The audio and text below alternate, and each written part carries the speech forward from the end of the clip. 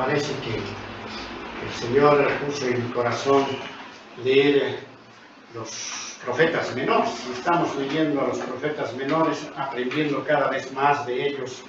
Cada lectura, cada vez nos enseña siempre alguna cosa. Y hay una cosa que es muy importante que tengamos en cuenta. El Antiguo Testamento, aparte de prepararnos el camino para el nuevo, para la venida de nuestro Señor Jesucristo, nos revela algo fundamental, el carácter de Dios. Gracias al Antiguo Testamento podemos conocer mucho más a Dios, ¿no? Y como alguna vez predicamos en el libro de Isaías, ¿no? En el libro de Isaías, la única forma de conocer la gloria de Dios, la única manera es encontrar nuestra miseria. Saber lo miserables que somos, lo pecadores que somos. No hay otra manera, ¿no? Si no es una cuestión de soberbia, ¿no? Hace rato cantamos una alabanza a tus pies, ¿no? Pues ponernos a los pies del Señor es reconocer pues toda nuestra miseria. Y va a ser la única forma de acercarnos a la gloria de Dios. De comprender que podemos ser hijos de Dios a través del reconocimiento de nuestra miseria. Así que, amados hermanos, hoy día voy a predicarles sobre un tema que tal vez lo encontramos un poco metafórico en la Biblia, en el Antiguo Testamento, pero que puede enseñarnos mucho en nuestras vidas. No se olviden que la palabra de Dios, la Biblia, ha sido escrita a los judíos, ¿no? Pero es también para nosotros. Entonces vamos a basarnos en el libro de Jonás, ¿no? Y el mensaje lo he titulado Huyendo del llamado de Dios. ¿Ya? Entonces vamos a orar, vamos a poner este momento en manos del Señor. Amado Señor, te damos gracias por tu misericordia infinita, por tu gracia, porque gracias a ese regalo, a ese favor que tú te has dignado poner en nuestras vidas, pues podemos tener la posibilidad de ser llamados hijos tuyos, Padre amado. Por gracia somos salvos, solo por tu favor y por tu misericordia.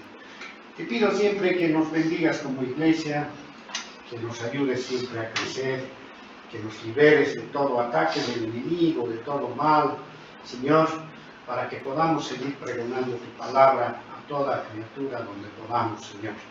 Y que podamos también ser edificados en el conocimiento tuyo, Señor, en la acepción total de nuestro Señor Jesucristo en nuestros corazones. Te pido bendición para todos los hermanos que participan de esta pequeña iglesia, Señor, toda la bendición del mundo, tu favor, tu gracia, tu protección, tu guarda, Señor. Bendice este momento que vamos a compartir tu palabra para que surja un mensaje que llegue a los corazones y cambie nuestra forma de vivir, nuestras mentes, nuestros rencores, nuestros odios, nuestras envidias y todo aquello que perturba el camino de seguimiento hacia nuestro Señor Jesucristo. Gracias, Padre, por todo. Pedimos siempre iluminación para este momento en el precioso y hermoso nombre de nuestro Señor y Salvador Jesucristo. Amén. Bien, entonces lo hemos llamado a este mensaje Huyendo del llamado de Dios. Y bueno, nos vamos a basar en el libro de Jonás. Así que les pido, si tienen sus Biblias a mano, pongamos en vuestras faldas el libro de Jonás. Un libro cortito de 3 capítulos, pero que nos puede enseñar bastante. Jonás 1:3, si alguien lo tiene puede leerlo. Hermano Carlos, por favor. Así dice la palabra del Señor. Jonás 1:3. Y Jonás se levantó para huir de la presencia de Jehová a Tarsis, y descendió a Jope, y halló una nave que partía para Tarsis, y pagando su pasaje entró en ella para irse con ellos a Tarsis, lejos de la presencia de Jehová. Gracias, hermano. Bien, esta palabra, ¿qué nos muestra así de entrada, no? Que hay una persona, un profeta, que está escapando de Dios. Jonás se levantó para huir y lejos de la presencia de de Jehová, ¿no? Entonces vamos a analizar esto primero dentro de un contexto para tratar de entender lo que queremos decir.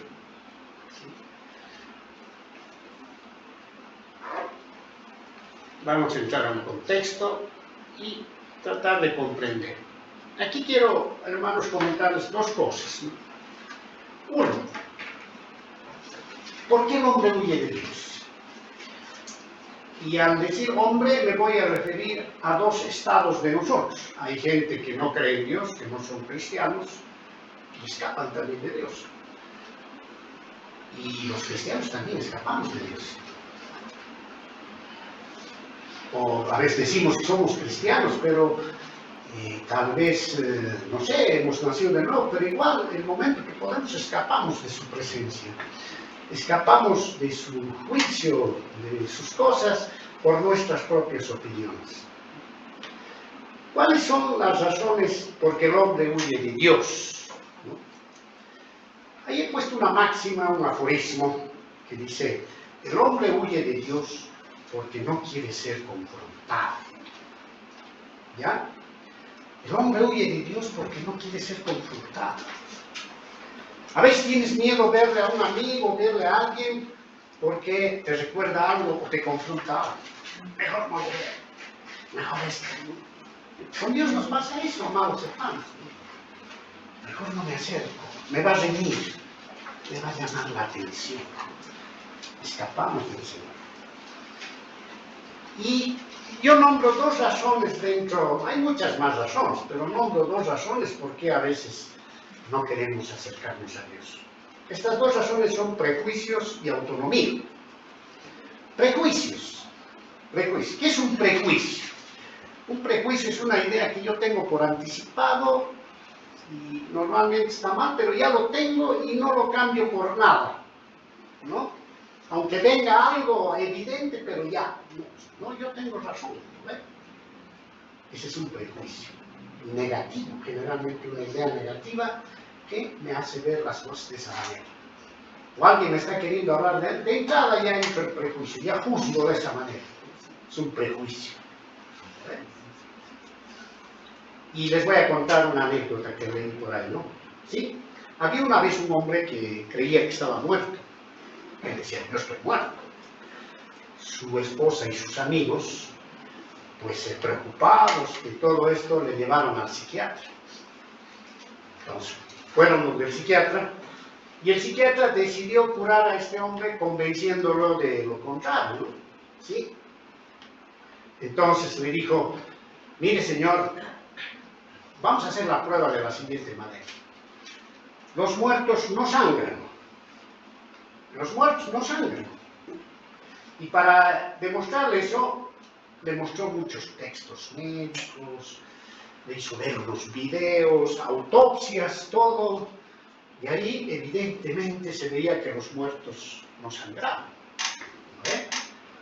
Después de semanas de esfuerzo de mostrarle a este hombre todo, que los muertos no sangran, finalmente este hombre dijo, está bien, ya. Me he convencido que los muertos no sangran, dijo este hombre. Entonces, el psiquiatra le metió una aguja en el brazo y le sacó sangre, ¿no?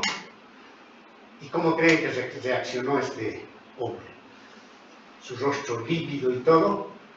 Los muertos sangran después de todo. Entonces, ¿qué se llama? Miren, hermanos, esta historia nos muestra un prejuicio, ¿no? La gente tenemos en nuestra cabeza, todos, ¿no? Prejuicios, ¿no? Pensamientos propios de nosotros que ya se nos han adentrado, fortalezas que se nos han arraigado, y aunque nos hablen de algo que sea verdad, no vamos a creer, porque está en nuestro juicio. Somos tercos, ¿no? Sí, así. Aunque nos convenzan de lo contrario. Escapamos de toda verdad, básicamente. Fíjense, a la gente les hablamos de Dios. La gente ya tiene prejuicios, ¿no? el día viernes estuve dando una clase a profesionales del área de la gestión pública. Y como siempre, bueno, yo les hablo de Dios, les hablo de la verdad, conectado al Señor. Y hubo un profesional con mucha experiencia que me discutió el tema, ¿no? Sí. Y me habló de la ciencia, que la fe es otra cosa, divorciados, todo, ¿no? Y bueno, pues ahí yo le di toda una argumentación, casi de media hora, sí, de que él no tenía, bueno, no se trata de mostrar si tiene razón o no, sino de tratar de ponerle la evidencia de la verdad, de la Biblia, de Dios. Él decía que la Biblia tiene errores, todo. Yo le preguntaba si él había leído la Biblia alguna vez, y si había confrontado los errores, cuáles eran esos errores, y quedó callado, no es verdad. Pero estoy seguro, porque la siguiente clase, él fue el miércoles, el viernes, ya no asistió. Estoy convencido que en su prejuicio, esa verdad que puedes ponerle de la forma más evidente, la evidencia que puedes poner, ¿no? ¿Sí? No te saca tu prejuicio. No te saca tu prejuicio. Escapas de Dios, huyes de Dios, porque no quieres ser confrontado. Esa es la verdad, amados hermanos, ¿no? ¿Sí? Y me dirán, esto no sucede con los cristianos, sucede. Y cada vez lo vemos, ¿no? Con hermanos cristianos que aparentemente son nacidos de nuevo. ¿Sí? Su forma de pensar no les cambias, así, ¿no? Y no se trata de que cambiemos la forma de pensar, pero que nos transformemos siempre a la verdad del Señor, ¿no? Amén. Entonces, este es un atajo bastante serio, ¿no?, en nuestras vidas, que tenemos que reflexionar, ¿no? A veces tenemos muchos prejuicios de nuestra pasada manera de vivir, ¿no? ¿Sí? Que nos cuesta superar. Y eso nos hace huir del Señor. Segunda causa, los prejuicios primero, ¿no? Segunda causa, las autonomías. Se acordarán de nuestro país que vive en política. Tenemos que ser autónomos, todos quieren ser autónomos, ¿no? Pero en realidad el hombre no quiere confrontar a Dios. No quiere presentarse ante Él. Huye de Él porque no quiere reconocer su soberanía y su control. No, pues eso me coarta mis deseos. ¿Dónde quedo yo? ¿Dónde quedan mis deseos, mis oportunidades, mis emprendimientos? ¿No? Eso me coarta mi autonomía, dicen. ¿Sí? La presencia de Dios es un supuesto atentado contra la libertad. La libertad. ¿Cuánta gente no escuchamos de estos nuevos movimientos de hoy en día, ¿no? ¿Sí? Esos movimientos generacionales, todo lo que hablamos de libertad, en procura de encontrar el libertinaje, en realidad, ¿no? De hacer lo que queremos, ¿no? Dios pone, pues, siempre un freno, ¿no?, a las cosas. Recuerden el Génesis, ¿no? En el Génesis 2, 16, 17, miren, lo voy a leer, dice: y mandó Jehová Dios al hombre, diciendo: de todo árbol del huerto podrás comer, mas del árbol de la ciencia del bien y del mal no comerás, porque el día que de él comieres, ciertamente morirás. Fíjense, esto trae un mensaje poderoso. Primero, Dios te está dando toda la libertad de elección. Puedes comer de donde quieras. Aquí está. En resumen, haz lo que quieras, te está diciendo. Pero aquí hay un frenito. De este arbolito, de estas cosas, no las hagas, porque si las haces, vas a morir. ¿Te imaginas a un hombre que no tuviera ningún freno de ninguna naturaleza? Sería grave, ¿no? Si no tuviéramos una conciencia que en algún momento nos dice: oye, eso está mal. Pero a veces algunos no tenemos conciencia, ¿no? Igual, le metemos, ¿no? Así. ¿Qué más puede pasar? ¿No? Que los abogados lo arreglen, ¿no? Un poco así. Estamos en esa voz. Pero hay que aprender a vivir con el temor. El temor a Dios para mí es un freno a muchas cosas. La gente que no teme a Dios es capaz de hacer cualquier cosa. Y Dios no nos ha creado autónomos, ¿no? Eso del libre albedrío es un cuento, ¿no? En realidad tienes libre voluntad. Puedes hacer lo que quieres. El sábado me voy un vientre soltero, te va, decides. Pero asume las consecuencias. Pero te vuelves esclavo de otra cosa. El libre albedrío quisiera decir que tú eres libre de elegir a Dios, pero la gente no es libre para elegir a Dios. Somos esclavos. No queremos elegir. Al contrario, queremos huir de Él, escaparnos. Él nos confronta. No pues, Él me pone frenos. Yo no quiero frenos. Yo quiero acelerar todo el rato. Vivir ese vértigo de la vida. Entonces la autonomía, la pseudo-autonomía, es pues otra razón por la que queremos huir de Dios, ¿no? Porque los ateos, disque-ateos entre comillas, no quieren acercarse al Señor. Porque me va a quitar ciertas cosas, ¿no? Ya no puedo hacer esto, ya no puedo hacer esto. El cristianismo no es una religión, voy a decir religión entre comillas, de restricciones. Nosotros no vamos a la iglesia, estoy obligado, es una restricción para mí, el domingo podría hacer muchas cosas, ¿sí? No, voy a orar, en ese tiempo podría aprender otra cosa, no sé, ¿no? Restricciones, ¿no? No, el cristianismo no es una religión de restricciones, es una religión de amor. Yo lo que hago lo hago por amor. Me arrodillo al Señor, me pongo a sus pies por amor. No me pongo por otra cosa, porque, si me arrodillo me va a dar esto, si tal cosa me va a dar esto, ¿no? Señor, te prometo, mira, voy a orar estos días y voy a entregar mi vida totalmente a ti, si tú me lo pagas mi deuda, ¿no? O si tú me sanas de esta enfermedad, ¿no ves? Condición. No es una condición. No. Es una relación libre que tú estableces con el Señor. Así que la autonomía nos hace escapar del Señor porque dice, me han quitado esto, ya no puedo hacer esto, ahora estoy, sí, ¿no? Como alguna vez con algún amigo yo comentaba, ¿no? Sí. Y le contaba que me convirtió al cristianismo. ¡Uy, caramba, che, qué cambio, che! Seguro, ahora no puedes hacer esto, no puedes hacer esto, ya, todo lo que no puedes hacer, ¿no?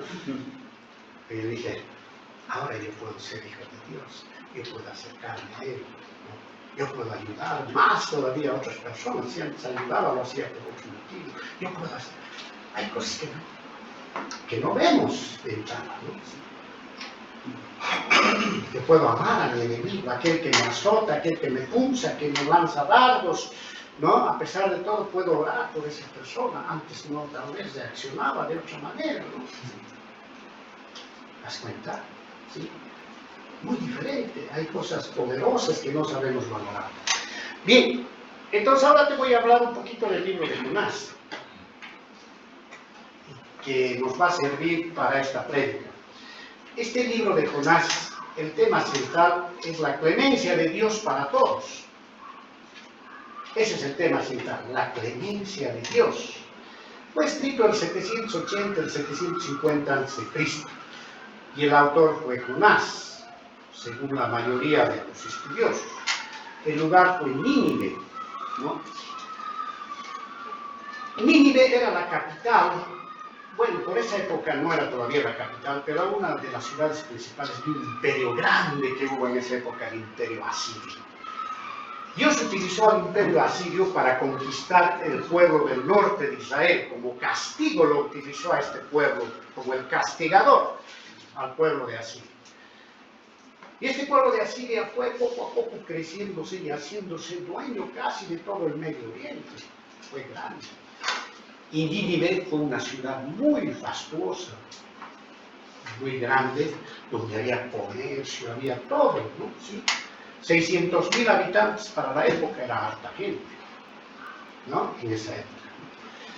Entonces, el Señor siempre misericordioso y dando la oportunidad a todos, le dice a Jonás, Jonás, quiero que vayas y prediques el Evangelio. Bueno, no se le hablaba todavía de Evangelio, prediques mi palabra a este pueblo, ¿no? Vayas a este pueblo y les digas que si no se convierten en 40 días, van a ser destruidos. Jonás, ¿qué hace? ¿No? Su prejuicio. ¿Sí, no?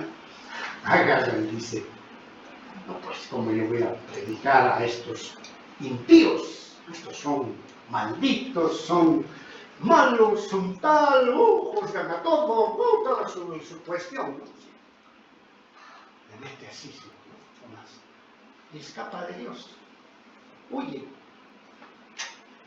Fíjense, Nínive estaba allá, se va al otro lado, compra su pasaje, se sube a un bote y se va al otro lado. ¿Sí? Escapa de Dios. Él dice, ¿cómo pues Dios va a tener clemencia de estos? Estos malos, qué gente más mala, ¿no? Y Dios, pero le tiene unas pruebas tremendas a Jonás, de tal manera que cuando se sube al barco, viene una tormenta tremenda, ¿sí? El barco casi se hunde, las personas que estaban ahí, los marineros, aquí hay alguien que está fallando, alguien que ha hecho algo malo, ¿quién será?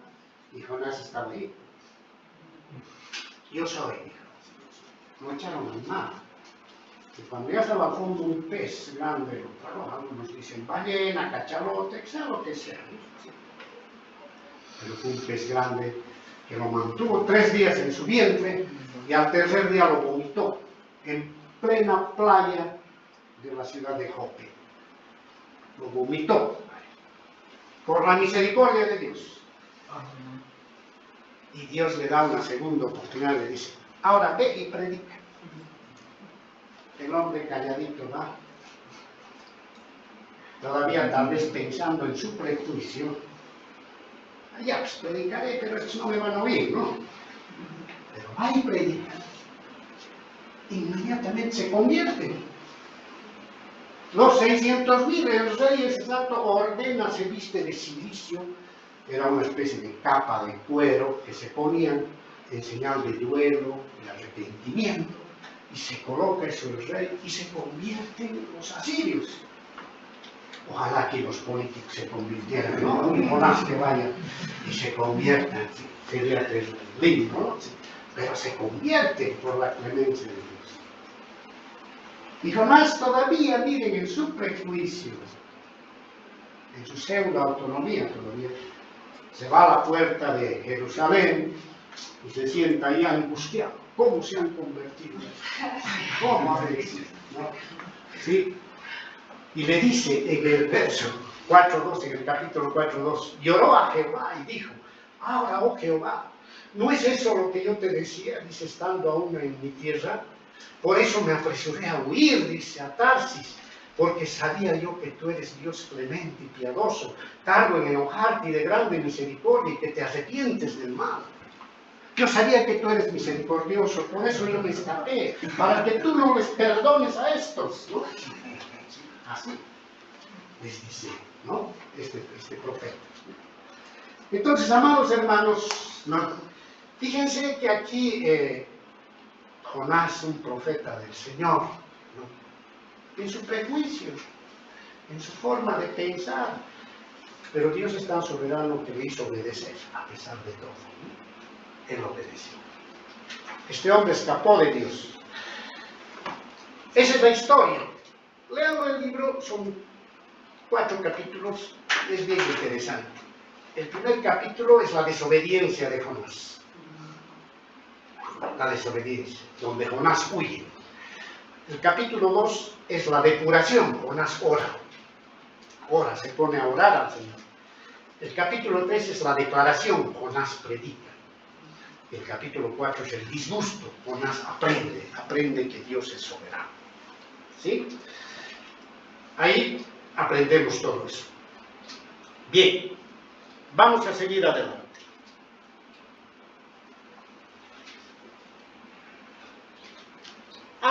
nos vamos a dedicar al versículo que hemos puesto en el contexto, ¿no? Para explicar esta prédica, ¿no? Y Jonás se levantó para huir de la presencia de Jehová, etcétera, etcétera, y descendió a Jope, ¿no? Y halló una nave que partía para Tarsis, y pagando su pasaje, entró en ella para irse con ellos a Tarsis, lejos de la presencia de Jehová. Mira, aquí lo he dividido en 3 partes. Hay una palabra que encontramos, descendió a Jope, ¿no? Otra palabra, descenso, le vamos a llamar. Otra palabra es el precio, pagó su pasaje, ¿no? Pagó para escapar, Jonás, ¿no? Y tercero, lejos de Dios. Hay que entender que es imposible irse lejos de Dios, pero él dijo, me voy al otro lado. ¿A ver? ¿Sí? Por ahí dijo, me voy al Chapar y nadie me toca. Entonces, ¿qué habrá pensado pues Jonás? ¿Qué habrá pensado y que iba a escapar de Dios? Pero eso es imposible. Entonces lo he dividido en 3 partes, el descenso, el precio y el imposible, ¿no? A ver, vamos a analizar rápidamente estas partes. Al final quiero compartir un pequeño video con ustedes, ¿sí? A ver, lo he dividido en 3 esta parte del descenso, ¿ya? El descenso, ¿ya? Y bueno, voy a poner un gráfico para que ustedes puedan verlo de mejor manera. Primer punto. ¿Por qué huye Jonás de Dios, ¿no? Bueno, porque fundamentalmente su prejuicio, ¿no? Su forma de pensar, que no, porque los va a salvar a estos, bueno, todo lo que quieran. Pero hay algo fundamental en eso, es huir significa desobediencia. Es desobediencia, ¿no? Escapar de Dios es ser desobediente, porque Él nos ha dicho que nos acerquemos a Él. En la Biblia, ¿qué es la desobediencia? La desobediencia es la negativa o resistencia a cumplir la voluntad de Dios. Eso es simple. Mandamientos o instrucciones de Dios. Nos ha dado Dios todas esas cosas y nosotros no cumplimos. Pues somos, ¿qué cosa? Desobedientes. Nos guste o no nos guste eso. En el fondo es una actitud de rebeldía, ¿sí o no? Somos rebeldes. ¿Contra qué? Contra la autoridad de Dios. Y eso se considera pecado, amados hermanos. Es pecado. Nos guste o no nos guste, es pecado. ¿Sí? ¿Por qué? Porque rompe la relación correcta entre Dios y el hombre. Rompe. Cada que tú le desobedeces a Dios, se rompe un poco esa relación. La desobediencia es una palabra en hebreo que es mara y en griego parakoe. Son 2 palabras, ¿no? Que en el hebreo y en el griego se ponen de esa manera, mara y parakoe. ¿Qué significa? Si buscamos el significado, rebelarse, resistirse, no escuchar, no obedecer. Eso significa. Así que, amados hermanos, muchas veces que lanzamos algo de alguna cosa y desobedecemos, nos rebelamos. Pues. Es un acto de rebelión en todo, ante una autoridad, ante cualquier cosa, ¿no? ¿Sí? Y sobre todo ante Dios. Eso hizo Jonás. Se rebeló, se fue a otro lado. Desobedecer en sentido espiritual es oír la voz de Dios y no hacer lo que Él manda. Eso es desobedecer a la fe. Y muchas cosas pecamos en el mundo, ¿no? A veces jóvenes, inclusive, ¿no? La Biblia te dice, no os unáis con yugo desigual. Ah, lo hacen, ¿no? ¿Sí? Y desobedecemos. Pensamos que no va a pasar nada, pero trae sus consecuencias. Y así muchas cosas. En un sentido más profundo, desobedecer significa descender. Descender, por eso hablo de descenso. Descender.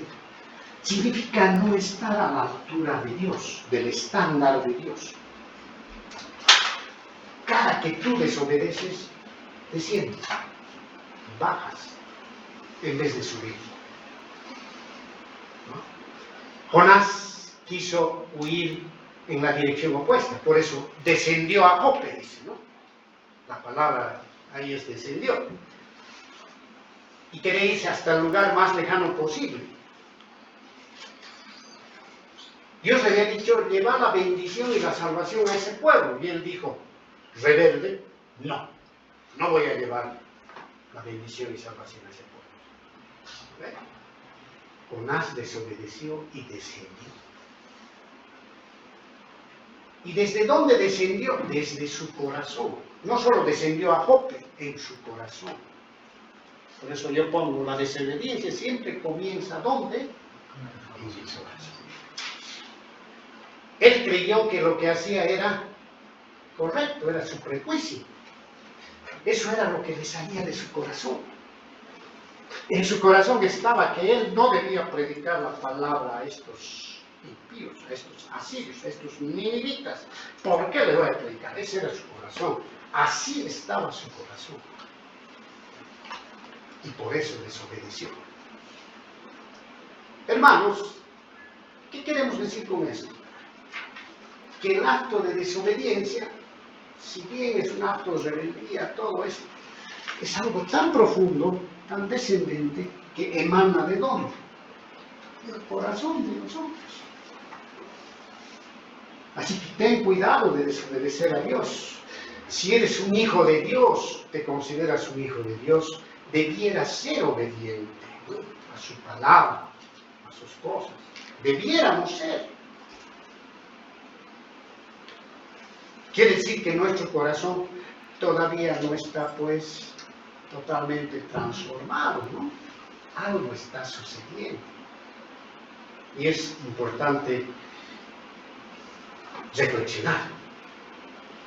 Antes de huir y de irse físicamente Jonás hacia Jope, ya estaba alejado espiritualmente de Dios, porque ya él en su corazón ya decía, no le voy a obedecer, más bien me voy a escapar, y no me va a agarrar, pues yo no voy a hacer eso que es incorrecto.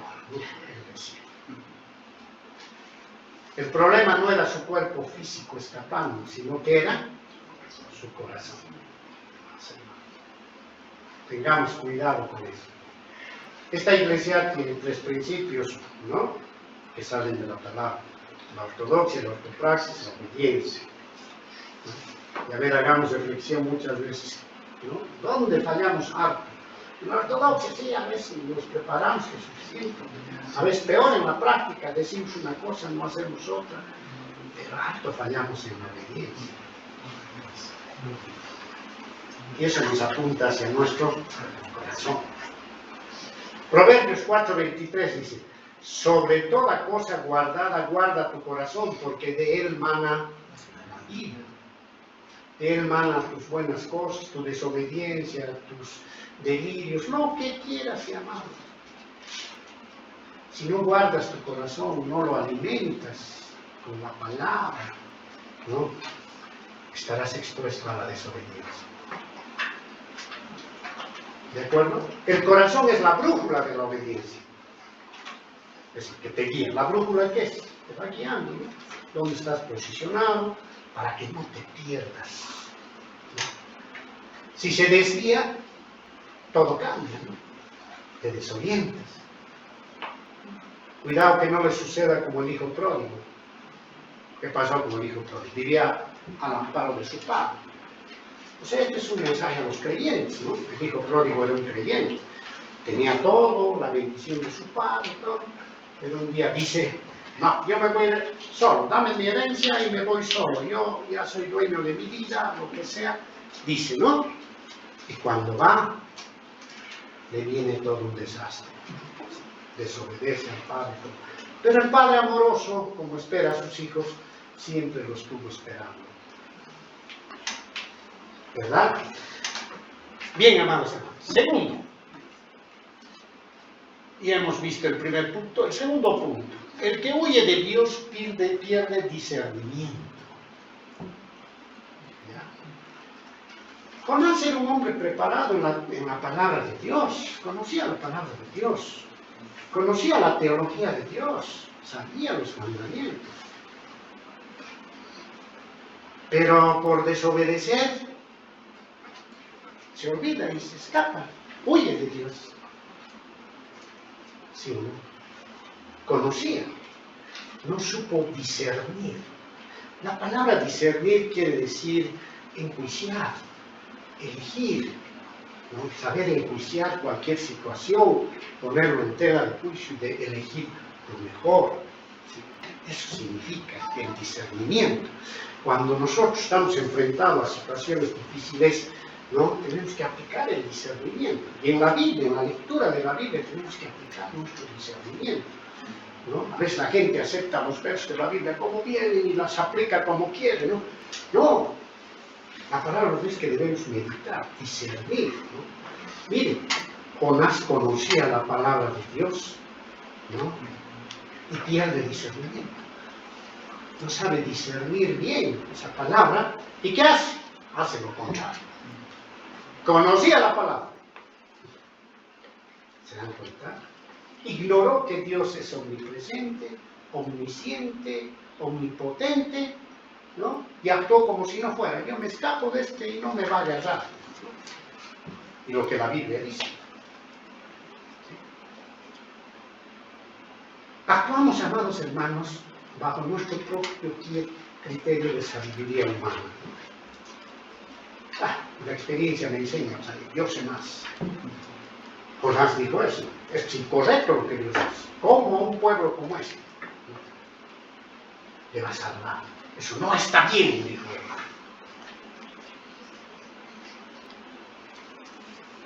Amados hermanos, muchas veces creemos haber tomado la mejor decisión, sin discernimiento, nos equivocamos y corremos a escondernos de Dios, ¿no? Que todo lo ve. Y oculto con él. ¿Sí? El Salmo 139:7 me dice: ¿a dónde me iré de tu espíritu y a dónde huiré de tu presencia? No vas a poder escapar de su palabra, de su enseñanza, por tu propia opinión. El conocimiento sin obediencia, me puede decir, yo conozco la palabra de Dios, sin obediencia es autoengaño. Te estás autoengañando si no obedeces. Como una lámpara encendida, pero desconectada de la corriente, brilla por un momento, luego se apaga. Así es el conocimiento con desobediencia. Parece que está dando luz, pero después se apaga. Ese es otro efecto que Jonás vivió, ¿no? Falta de discernimiento. No pensó en Dios, quién era Dios, no tuvo en cuenta su carácter y huyó y escapó. Y eso es lo que nos debe enseñar a nosotros. Tercero, la desobediencia produce una serie de descensos. Miren lo que dice Jonás. De bajas, de caídas, si se quiere. Nosotros, ¿cómo podemos interpretar un descenso, una caída en nuestra vida? Algo que nos va mal, ¿no? De pronto un día estás enfermo, de pronto un día te falta dinero, de pronto un día te falta... Pues son caídas, son descensos que vas, ¿no? Bajones, como quieras llamarlo. Miren lo que pasó con Jonás. Cuando ya estaba orando en el capítulo 2, dice, ¿no? Y dijo: invoqué en mi angustia a Jehová, y él me oyó. Desde el seno del Seol clamé, y mi voz oíste. Este hombre metafóricamente descendió al Seol. ¿Y qué es el Seol? El lugar de los muertos. Descendió ahí, bajó ahí. Normalmente cuando nos equivocamos, ¿no? ¿Sí? Descendemos. Y en la Biblia, la palabra descenso es un eufemismo, una forma bonita de decir muerte. Cuando descendemos, morimos. Descender quiere decir morir. ¿Se dan cuenta? Cada paso que tú das en dirección contraria al Señor es un descenso hacia la muerte. ¿Lo ven? Así que, amados hermanos, tengamos cuidado con eso, ¿no? No nos pase lo que a Jonás. Miren, Jonás descendió a Jope, ¿no? Descendió a Jope. Luego descendió a una nave. Luego descendió al fondo del mar. Luego descendió al vientre de un pez. Y luego fue vomitado, ¿no? Más bien, el vómito fue un acto de misericordia para liberarlo de la muerte, del descenso. Cada paso lejos de Dios, tú te vas lejos de Dios, es un descenso. Vamos, ¿sí? Es un alejamiento de la voluntad de Dios y puede traer consecuencias funestas. Lo que significa un descenso, después puede significar, ¿qué cosa? Un clamor, como lo hizo Jonás. Invoqué mi angustia y luego desde el Seol, desde la muerte, clamé a Dios. Un clamor. Amados hermanos, este libro nos enseña muchas cosas, ¿no? Así que podemos hacer una inferencia hacia nuestras vidas de cómo Jonás ha ido viviendo ese contexto, ese ambiente de desobediencia, de prejuicio, de escaparse de Dios, de no confrontarse con Dios de esa manera.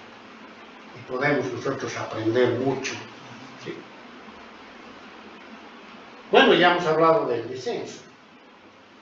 Ahora vamos a hablar del precio. Aquí te voy a hablar de tres cosas. La desobediencia cuesta caro, tiene su precio. La desobediencia afecta a otros. Puedes pagar, pero no controlas tu destino. A ver, vamos a analizar un poquito esos tres elementos aquí. Primero, toda desobediencia cuesta caro. Miren, Jonás pagó su pasaje. Físicamente pagó su entrada a la nave que iba a irse a otro lado. Pero aparte de eso, hubo un costo espiritual por alejarse de Dios, por desobedecer a Dios. Desobedecer a Dios significa una pérdida, amados hermanos.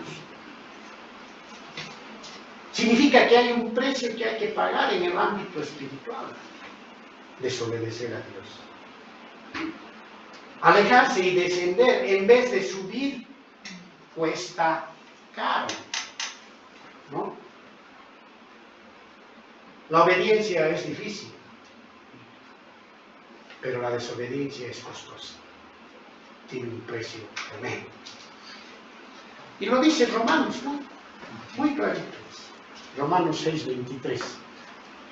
¿Qué dice? Porque la paga del pecado es muerte, mas la dádiva de Dios es vida eterna en Cristo Señor nuestro. La paga del pecado es muerte, y la desobediencia es pecado, es muerte. El boleto hacia Tarsis, porque Jonás compró su boleto hacia Tarsis, hacia otra ciudad que estaba más allá, al otro lado de Nínive, ¿sí? Le costó caro a Jonás. ¿A qué es a Jonás? Porque se alejó de la voluntad de Dios.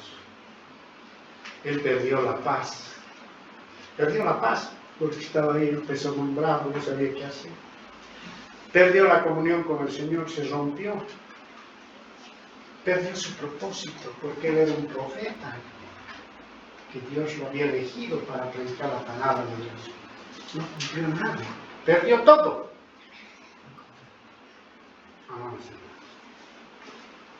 Así que nosotros cuidemos eso, ¿no? La obediencia es con amor, no es por obligación. ¿Ya?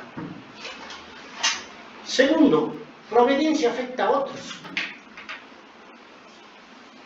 No nos normalmente decimos, cada uno es dueño de sus propios actos, uno paga las consecuencias, yo no estoy afectando a nadie. Bueno, pues, he desobedecido ya, pues, a mí me castigará Dios, lo que sea. No, hermano, no solo a ti. Tu desobediencia, tus cosas, afectan a otras personas. Una vez oí una entrevista a un opinador político aquí en Bolivia, ¿no? Que estaban hablando sobre este tema del homosexualismo y todo, ¿no? Y él decía, en su opinión, por defender esta nueva tendencia LGTB, todo eso, él decía esto, ¿no? Decía esto. Lo que yo haga, si yo voy, textual se los repito, ¿no? Textual se los repito, este personaje ya muerto, ¿no? Era un opinador político, eso, ¿no? Si yo agarro y me duermo con un animal, es problema mío, me afecta a mí, no afecta a nadie. La pregunta es si eso es cierto o no es cierto. No es cierto. No solo te afecta a ti, está afectando a toda una sociedad que está viendo eso como bueno, porque tú lo estás hablando como bueno. Estás alabando tu responsabilidad, alabando muchas cosas, todo, ¿no? Pero no afecta a todos. Lo que hacemos, cualquier cosa pequeña que nosotros hacemos, pues a mí me castigará Dios, pero a nosotros yo no les estoy afectando en nada. Mentira. Somos seres relacionados. Todo lo que hacemos afecta. Los políticos se agarran y dicen, no, hay que preocuparse de lo que ha robado. Su vida personal, si se duerme con no sé cuántos, no nos interesa. ¿Cómo que no? Interesa, pues, amados hermanos. ¿No? Esas personas son el referente para una sociedad, ¿no ve? ¿Qué le pasó a Jonás? Se escapó, se metió, y ahí había otros marineros, pues. Y Dios les mandó una tremenda tormenta, ¿no? Y la tormenta no solo fue para Jonás, ¿no ve? Fue para todos ellos. ¿Sí? ¿Se dan cuenta, amados hermanos? Toditos estaban afectados y ya iban a morir, porque la tormenta, estos marineros estaban acostumbrados en esos mares que eran bravos, por esos lugares, a que haya tormentas. Pero esta vez la tormenta fue tremenda. Tuvieron miedo y temor, dice. Temor, miedo. Estos hombres intrépidos, todos tuvieron miedo. Y dijeron, ¿no? En Jonás 1:7, cada uno a su compañero, venid y echemos suertes. En la antigüedad, para descubrir algo, echaban suertes. Así como el Urim y el Tumim que hacían los sacerdotes levitas en la antigüedad, para decir, a ver, si sí o no, o descubrir algo, ¿no? Había esa costumbre. Echaron suertes, dice, para que sepamos por causa de quién nos ha venido este mal. Y echaron suertes y la suerte cayó sobre Jonás. Entonces ahí lo confrontaron y le dijeron, oye, por tu culpa estamos aquí. Y el hombre reconoció y dijo, échenme al mar. Yo soy el culpable, he desobedecido a Dios. Échenme al mar. ¿Sí? Así que, amados hermanos, ¿no? Todos los que están en la nave, si nosotros tomamos una nave, desobedeciendo a Dios, compramos el pasaje y vamos ahí, estás afectando a otras personas, ¿no? Tu obediencia puede salvar generaciones. Tu rebeldía puede herirlas. Vayamos a un ejemplo simple en la familia. Tus hijos, ¿a quién ven? ¿Qué referente ven en ti? A ti que ven. ¿No ven? Y muchas veces que tú haces algo, ¿no? Eso afecta en su conducta a ellos. Si mi papá lo hace, ¿por qué yo no lo voy a hacer? ¿No ven? Muchas veces. Así que, amados hermanos, debemos reflexionar bastante sobre esto. Puedes pagar, pero no controlas el destino. ¿Qué hizo Jonás? Pagó su pasaje. Y con eso dijo, me voy a Tarsis. Me meto al mar y me voy, el mar me va a llevar a Tarsis. Pero olvidó algo. El capitán del mar no era el capitán de la nave, no era el capitán. ¿Quién era el capitán? Dios. Dios controla todo. Dios envió una gran tormenta que causó gran tripulación en el mar. Y fíjense, solo Dios pudo controlar esa tormenta. El hombre no. Jonás 1:4 dice, ¿no? ¿Sí? Pero Jehová hizo levantar un gran viento en el mar, y hubo en el mar una tempestad tan grande que se pensó que se partiría la nave. ¿Se dan cuenta? Proverbios dice, ¿no? 19:21. Muchos pensamientos hay en el corazón del hombre, mas el consejo de Jehová permanecerá. Dios, a pesar de todo lo que hacemos, Él tiene el control. Él tiene el control. Él puede hacer milagros, nosotros no. Dios puede decidir cómo va a ir el barco, no el viento. Dios controla el viento. Dios siempre tiene la última palabra y el control de todo. En el libro de Jonás hay 10 milagros que, si ustedes lo leen a detalle, rápido les voy a nombrar. Jehová hizo levantar un gran viento en el mar. La suerte cayó sobre Jonás. ¿No? Lo descubrió. El mar se aquietó de su furor, otro milagro. Jehová tenía preparado un gran pez, otro milagro. Que tragase a Jonás vivo. Lo ha tragado vivo y 3 días lo tenía. Mandó Jehová al pez y vomitó a Jonás en tierra, otro milagro. Preparó Jehová Dios una calabacera, era un arbolito con sombra, donde Jonás se fue a sentar después de predicar a Nínive y ahí estaba reflexionando, ¿no? Angustiado, ¿cómo estos se van a salvar? Pues, ¿cómo estos? Estaba ahí, Dios le puso y esa calabacera se murió. Dios preparó un gusano que hizo que se muera eso, ¿no? Y luego preparó Dios un recio viento solano, ¿no? Los vientos del Medio Oriente, solano se llama, venían secos y en alto calor, era feo. Y ahí estuvo Jonás. Todo eso lo controló Dios. No la naturaleza, no nadie. Así que, amado hermano, puedes desobedecer, pagar tu pasaje, decir yo soy el responsable, pero tú no controlas el destino, ¿no? Tú no controlas, ¿no? Así que tengamos cuidado con todo eso. Vayamos al último punto, donde Jonás creyó que iba a escapar de Dios y dijo, ¿no? Lejos de la presencia de Jehová me voy a ir, y ahí no me va a tocar. Me voy a meter bajo una cueva, lo que sea, ¿no? Mucha gente, el profeta Elías se fue a una cueva, etcétera. Mucha gente intentó huir de Dios. David decía, ¿a dónde huiré de tu presencia? Decía, no puedes escapar de Dios. Mana. Entonces, esto nos lleva a 3 cosas. 3 cosas que vamos a, ¿no? Dios está donde tú creías que no estaría,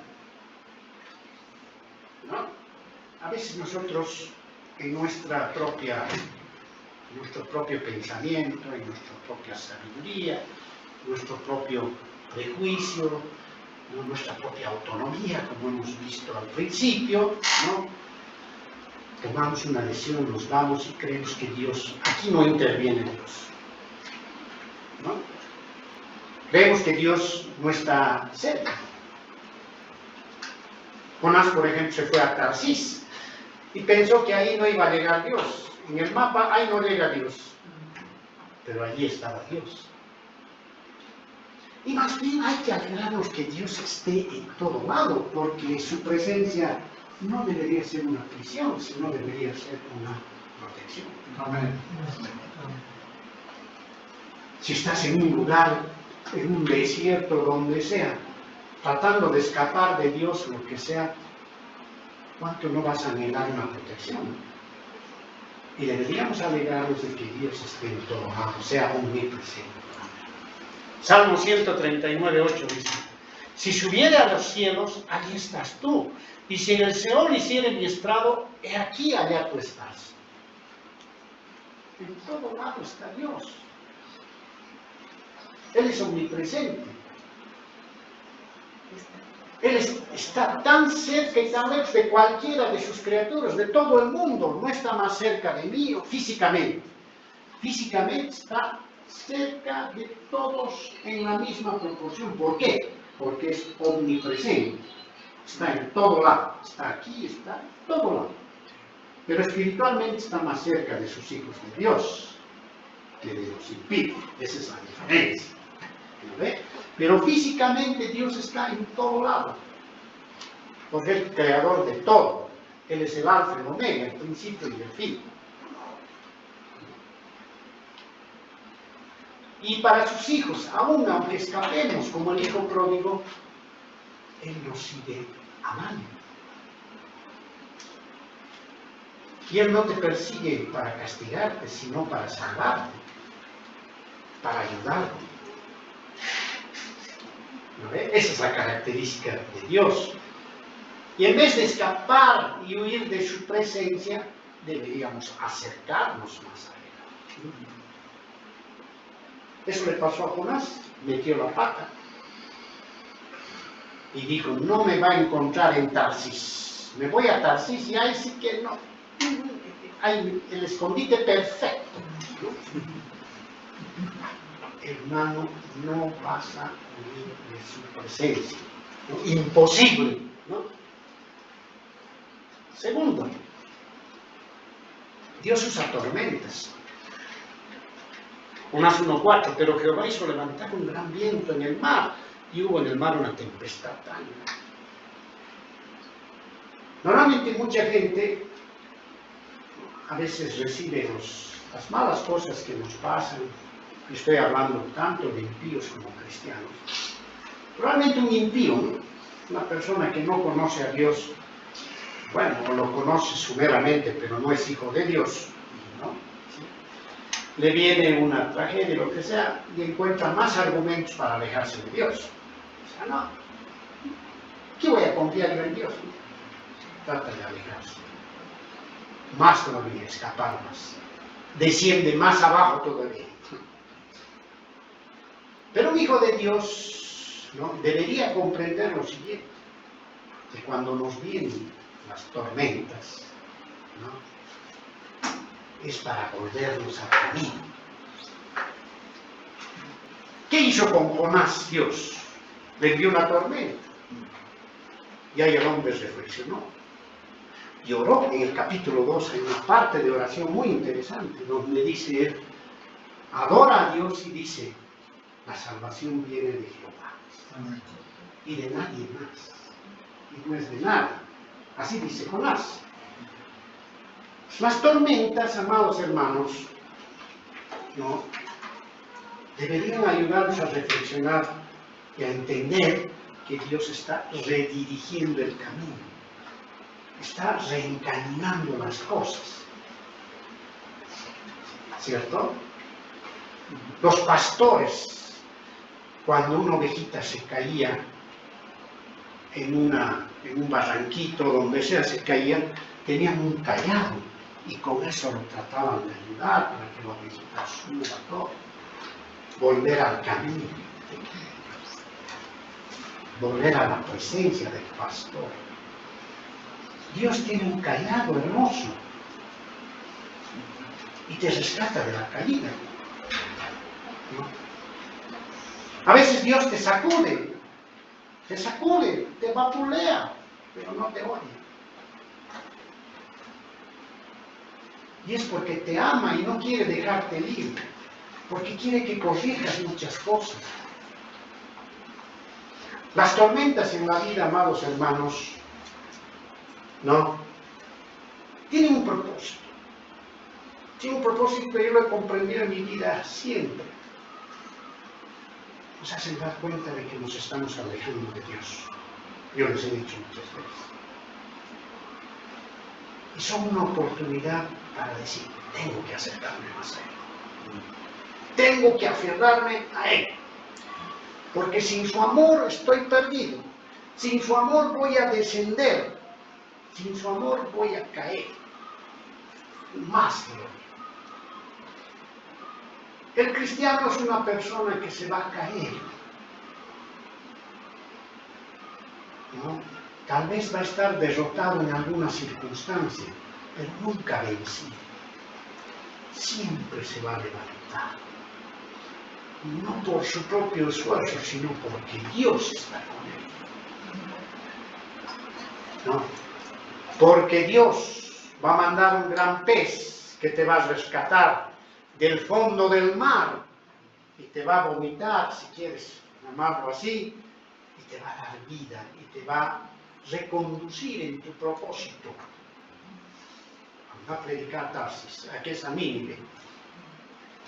Tarsis no era el lugar que debías ir, ve a Nínive. Dios usa tormentas para redirigir, no para destruir jamás.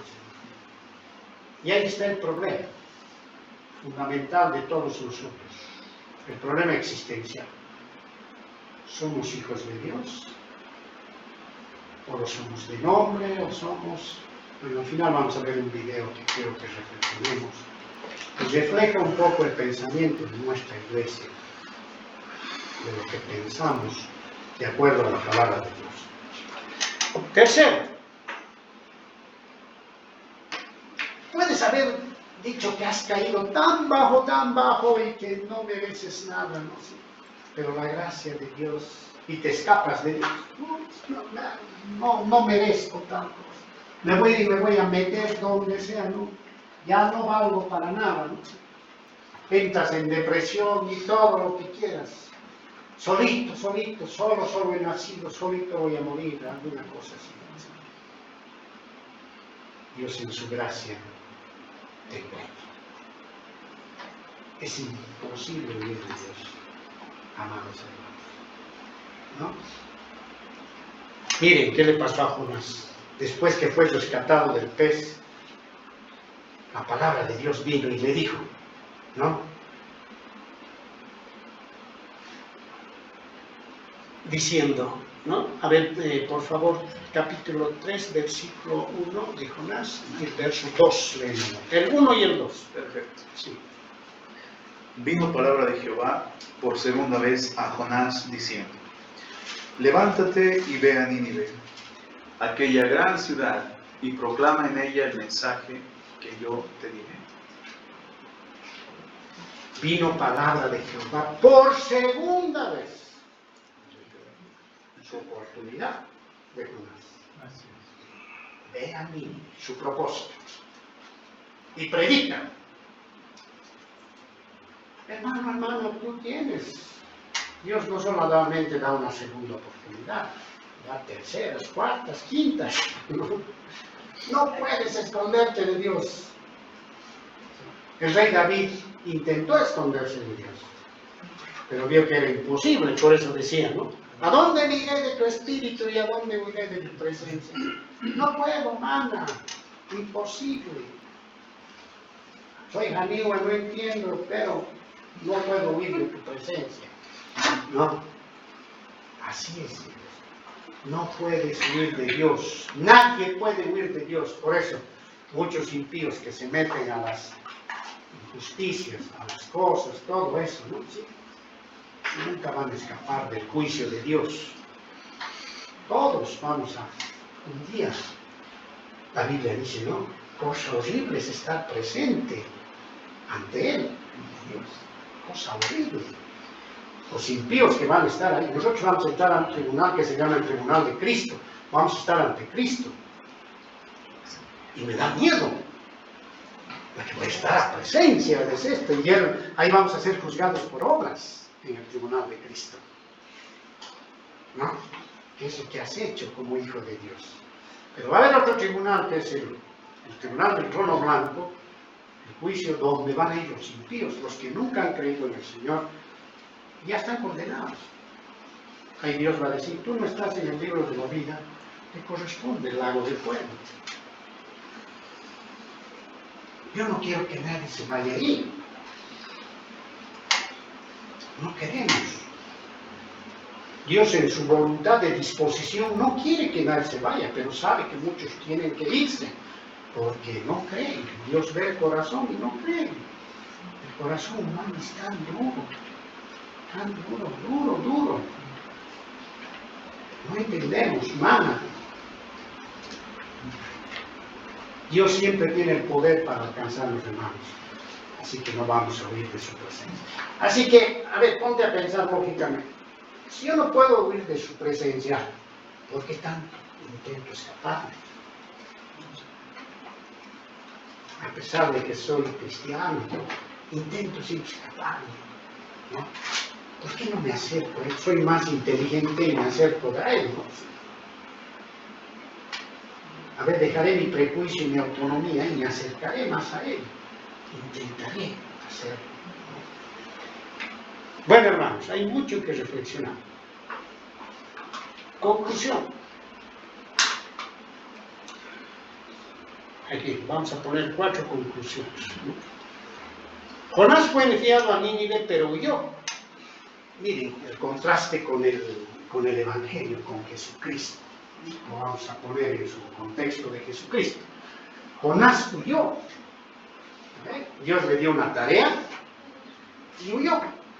Pero ¿qué hizo Jesucristo? Jesucristo tuvo una misión en el mundo, no escapó.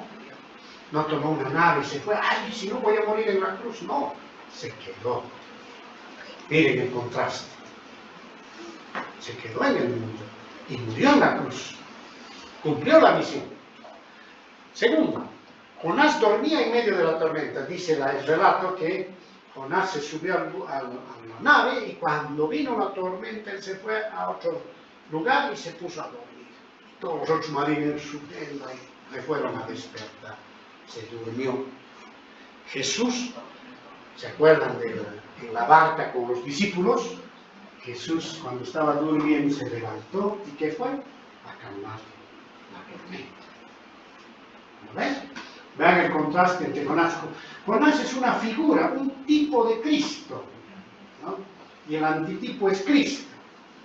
En Cristo se han cumplido las cosas, ¿no? Jonás fue echado al mar por su culpa. Bueno, si yo soy el culpable, echenme al mar. No, Jesús fue clavado en la cruz por nuestra culpa. ¿No ven? Ven el contraste.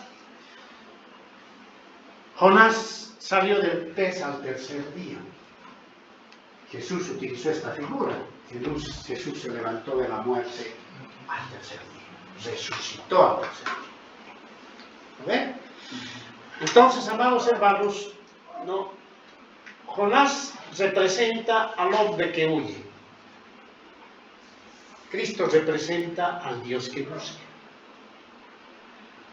Y hoy ese Dios está buscando a los que corren para traerlos de vuelta a casa. Así que, amado hermano, si estás escapando de Dios, a ver, aquí te pongo unas reflexiones, ¿no? Una pregunta que debes hacer: ¿cómo estás huyendo de la voluntad de Dios en tu vida? A ver, ¿cada día hacemos la voluntad de Dios o hacemos nuestra voluntad?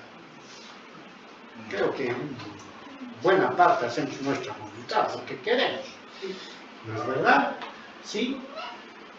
La ortodoxia, la práctica, la doctrina, es imposible huir de Dios.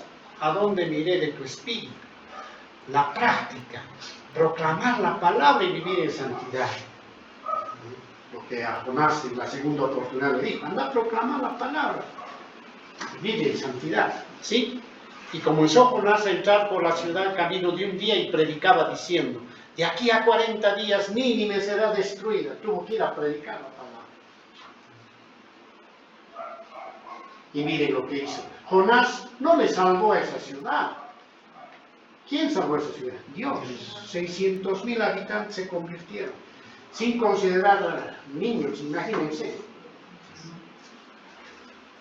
Obediencia, obedecer el mandato. Y se levantó Jonás y fue a Nínive conforme a la palabra de Jehová, y era Nínive ciudad grande en extremo de 3 días de camino. Quiere decir que la ciudad, que era tan grande, ¿de cuántos kilómetros sería cuadrados? En 3 días se podía recorrer. Grande, ¿no? Y predicó Jonás. obedeció al final. Obedeció. Amados hermanos, de Dios no se puede huir. Dios refina en la tribulación. Al arrepentimiento le sigue el perdón. En cuanto a la salvación, Dios no tiene favoritismo.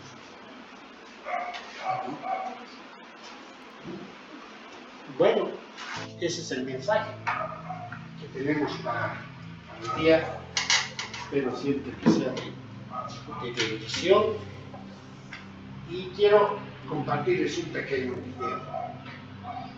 Este video quiero que lo veamos en un sentido, les mandé al grupo, ¿no? Pero lo vamos a ver para que reflexionemos si verdaderamente somos hijos de Dios. Lo digo por amor, o tal vez estamos fingiendo de hijos de Dios. Quiero que comprendamos, y un poco este video es el mensaje que se va a dar de este predicador. Eso es lo que nosotros creemos como iglesia, lo que hemos extractado de la palabra y que lo hemos defendido en la doctrina. ¿Ya? Salite por favor de ahí, por favor, usted. ¿Qué? Ya terminamos de grabar. ¿Ya? Está grabando un ratito, más o menos, para que salga.